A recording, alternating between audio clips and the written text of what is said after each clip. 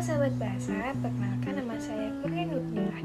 Jadi di sini saya akan menjelaskan analisis lingkup gangguan berbahasa. Lalu sebelumnya apakah sobat bahasa tahu nih bagaimana hubungan psikologi dan linguistik? Jadi, psikologi dan linguistik berhubungan erat melalui bidang psikolinguistik yang mempelajari bagaimana manusia memproses, memproduksi, dan memahami bahasa.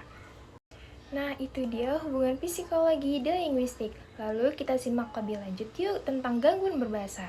Gangguan berbahasa itu terjadi karena apa? Dan faktor apa saja ya mempengaruhinya? Jadi, proses belajar berbicara dan mengerti bahasa adalah proses cerebral, yang berarti proses ekspresi, verbal, dan komprehensi auditorik itu dilaksanakan setelah sel-sel saraf di otak yang disebut neuron. Gudang penyimpanan sandi ekspresi kata-kata di otak adalah Broca, sedangkan gudang penyimpanan sandi komprehensi kata-kata adalah di daerah Wernicke. Kerusakan pada daerah tersebut dan sekitarnya menyebabkan terjadinya gangguan bahasa yang disebut afasia. Dalam hal ini, Broca sendiri menamai afemia. Selanjutnya, mari kita telusuri yuk tentang afasia. Jadi, afasia ini adalah gangguan yang disebabkan oleh kerusakan otak. Yang pertama, ada afasia motorik. Gangguan ini disebabkan oleh kerusakan pada belahan otak yang dominan yang dapat terletak pada lapisan permukaan atau lesi kortikal, daerah Broca, atau pada lapisan di bawah permukaan atau lesi subkortikal, daerah Broca, atau juga di daerah otak antara daerah Broca dan Wernicke atau lesi transkortikal. Yuk, selanjutnya kita membahas tentang afasia motorik kortikal, subkortikal, dan transkortikal. Yang pertama ada afasia motorik kortikal, hilangnya kemampuan untuk mengutarakan isi pikiran menggunakan perkataan. Yang kedua ada afasia motorik subkortikal, penderita tidak dapat mengeluarkan isi pikirannya dengan perkataan, tetapi masih bisa dengan cara membeo. Selain itu, pengertian bahasa verbal dan visual tidak terganggu dan ekspresi visual pun berjalan normal. Yang ketiga ada afasia motorik transkortikal, penderita dapat mengutarakan perkataan yang singkat dan tepat, tetapi masih mungkin menggunakan perkataan substansinya. Nah, yang sebelumnya tadi itu tentang afasia motorik. Selanjutnya, yang kedua, afasia sensorik. Penyebab terjadinya afasia sensorik adalah akibat adanya kerusakan pada lesi kortikal daerah Wernicke pada hemisferium yang dominan. Daerah itu terletak di kawasan asosiatif antara daerah visual, sensorik, daerah motorik, dan daerah pendengaran. Penderita afasia sensorik ini kehilangan pengertian bahasa lisan, bahasa tulis, namun dia masih memiliki cura verbal meskipun hal itu tidak dipahami oleh dirinya sendiri maupun orang lain. Baik, selanjutnya ada gangguan berpikir, pikun, atau demensia. Orang yang pikun banyak sekali menunjukkan gangguan seperti agnosia, apraksia, perubahan kepribadian, perubahan perilaku, dan kemudian dalam segala macam fungsi intelektual. Semua gangguan itu menyebabkan kurangnya berpikir sehingga ekspresi verbalnya diwarnai dengan kesukaan menemukan kata-kata yang tepat. Kalimat seringkali diulang-ulang, apa yang sudah dikatakan diulangi lagi. Pembicaraan sering terputus karena arah pembicaraan tidak teringat atau tidak diketahui lagi sehingga berpindah ke topik lain. Selanjutnya ada schizofrenik. Schizofrenik adalah gangguan berbahasa akibat gangguan berpikir. Dulu pada para penderita schizofrenik kronik juga dikenal istilah schizophrenic word salad. Pada penderita ini dapat mengucapkan word salad dengan lancar, volumenya yang cukup ataupun lemah sekali. Cura verbalnya penuh dengan kata-kata neologisme. Irama serta intonasinya menghasilkan cura verbal yang melodis. Seorang penderita schizofrenia dapat berbicara terus-menerus. Ocehannya hanya merupakan ulangan cura verbal semula dengan tambahan sedikit-sedikit atau dikurangi beberapa kalimat. Selanjutnya ada depresif. Orang yang tertekan jiwanya memproyeksikan penderitanya pada gaya bahasa dan cura verbalnya. Volume cura verbalnya lemah lembut dan kelancarannya terputus-putus oleh interval yang cukup panjang.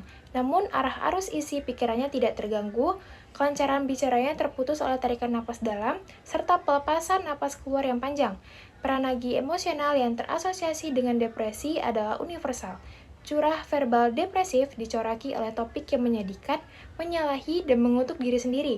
Kehilangan gairah bekerja dan gairah hidup, tidak mampu menikmati kehidupan, malah cenderung mengakhirinya. Gangguan lingkungan sosial. Yang dimaksud dengan akibat faktor lingkungan adalah terasiknya seorang, maka manusia yang aspek biologis bahasanya normal dari lingkungan kehidupan manusia. Anak terasing menjadi tidak bisa berkomunikasi dengan manusia karena dia tidak pernah mendengar suara ujaran manusia. Anak terasing tidak ada orang yang mengajak dan diajak bicara, jadi tidak mungkin dapat berbahasa. Keterasingannya dapat disebabkan karena diperlakukan disengaja atau sebagai eksperimen, bisa juga karena hidup bukan dalam lingkungan manusia, melainkan dipelihara oleh binatang serigala seperti kasus Kamala dan Mowgli. Yang kedua itu ada diagnosis diferensial. Menurut Rapin, tahun 1968, gangguan fungsi kortikal luhur yang terbanyak pada balita adalah gangguan perkembangan bahasa. Keterlambatan pada bidang perkembangan bahasa yang disertai keterlambatan di bidang lain merupakan gejala retardasi mental, sedangkan gangguan perkembangan bahasa yang tidak disertai gangguan di bidang lain dapat disebabkan oleh gangguan pendengaran, autisme, dan disfasia perkembangan. Selanjutnya ada retardasi mental. Retardasi mental merupakan disabilitas atau ketidakmampuan yang ditandai dengan fungsi intelektual di bawah rata-rata dan rendahnya kemampuan untuk menyelesaikan diri. Umumnya, retardasi mental mulai didiagnosis sejak penderita masih anak-anak. Orang tua dari penderita menyadari adanya keterlambatan pada tumbuh kembang anak apabila dibandingkan dengan teman sebayanya. Contohnya, penderita belum dapat berjalan sedangkan teman-teman sebayanya sudah bisa. Kemudian ada gangguan pendengaran. Gangguan pendengaran sering disebabkan oleh prematuritas meningitis, peradangan telinga tengah, cerebral palsy. Insiden gangguan pendengaran pada anak cukup banyak dan sebagian besar adalah gangguan pendengaran kongenital.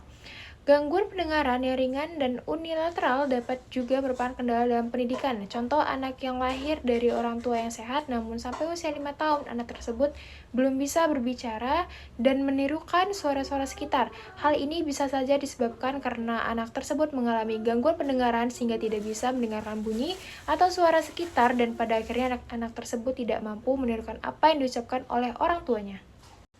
Selanjutnya ada disfasia perkembangan. Disfasia perkembangan adalah gangguan pendengaran pada balita akibat kegagalan dalam perkembangan bahasa, sedangkan perkembangan di bidang lain cukup baik.